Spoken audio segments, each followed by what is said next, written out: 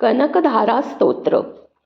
वंदे मंदारुमंदार मिंदिरानंदकंदलम् अमंदानंदसंदोहबंधुरं सिंधुराननम् अंगं हरेः पुलकभूषण माश्रयन्ति भृङ्गाङ्गनेव मुकुला भरणं तमालम् अङ्गीकृताखिलविभूतिरपाङ्गलीला माङ्गल्यदास्तु मम मङ्गलदेवतायाः. मुग्धा मुहुर्विदधति वदने मुरारे प्रेमत्रपा प्रणिहितानि गतागतानि मालादृश्योर्मधुकरीव महोत्पलेया सा मे श्रियं दिशतु सागरसम्भवायाः.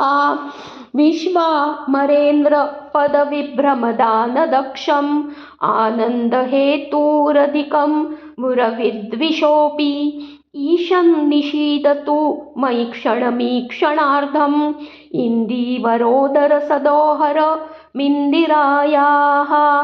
आमीलिताक्षमा दिगम्य मुदा मुकुन्दम् आनन्दकन्दमनिमेष मनङ्गतन्त्रम् आकेकरस्थितकनिनिकपक्षनेत्रं भूत्यै भवेन्मम भुजङ्गशयाङ्गनायाः. बाह्यन्तरे मधुजितः श्रियकौस्तुभेया हारावलीव हरिनीलमयी विभाति कामप्रदा भगवतोऽपि कटाक्षमाला कल्याणमावहतु मे कमलाललायाः. कालाम्बुदा लिललितोरसिकैटभारेः धाराधरे स्फुरति या तडिदङ्गनेव मातुः समस्तजगतां महनीयमूर्तिः भद्राणि मे दिशतु भार्गवनन्दनायाः.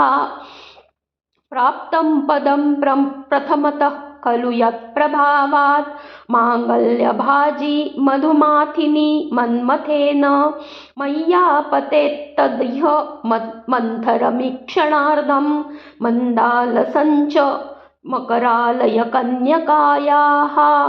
दध्याद्य यानुपवनो द्रविडाम्बुधाराम् अस्मिन्न किञ्चन विहङ्गशिशौ विषण्णे दुष्कर्मघर्ममपनीय चिराय दूरं नारायणप्रणयिनी नयनाम्बुवाहः.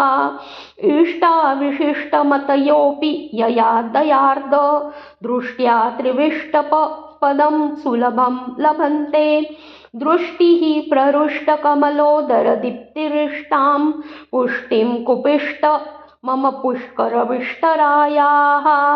गिर्देवतेति गरुडध्वजसुन्दरीति शाकम्भरीति शशिशेखरवल्लभेति सृष्टिस्थितिप्रलयकेलिषु संस्थितायै तस्यै नमस्त्री भुवनैकगुरोस्तरुण्यै. श्रुत्यै नमोऽस्तु शुभकर्मफलप्रसूत्यै स्त्रै नमोऽस्तु रमणीय गुणार्णवायै. शक्त्यै नमोऽस्तु शतपत्रनिकेतनायै पुष्ट्यै नमोऽस्तु शतपत्रनिकेतनायै.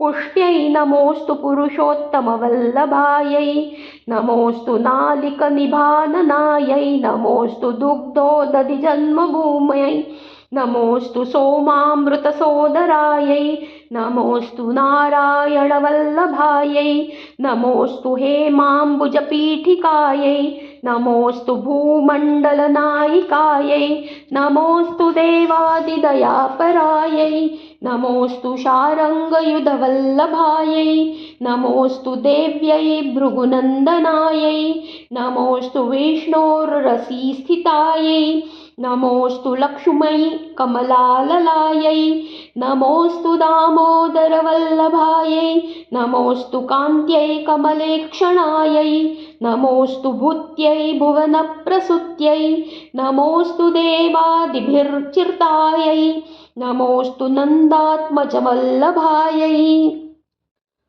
सम्प्रत्कराणि सकलेन्द्रियनन्दनानि साम्राज्यदानविभवानि सरोरुहाणि त्वद्वन्दनादि दुरित उद्धरणोद्यतानि मामेव मातरनिशं कलयन्तु मान्ये यत्कटाक्षसमुपासनाविधिः सेवकस्य सकलार्थसम्पदः स्तन्तनोति वचनाङ्गमानसै त्वां मुरारी हृदयेश्वरीं भजे सरसिजनिलये सरोजहस्ते धवलतमाञ्चुक गन्धमाल्यशोभे भगवति हरिवल्लभे मनोज्ञे त्रिभुवनभूतिकरी प्रसीद मह्यं दिग्हस्तिभिः कनककुम्भं मुखावसृष्ट स्वरवाहिनी विमलचारु जलप्लुताङ्गीं प्रातर्नमामि जगतां जननी मनेश श्लोकाधिनाय गृहिणी ममृताब्धिपुत्रीं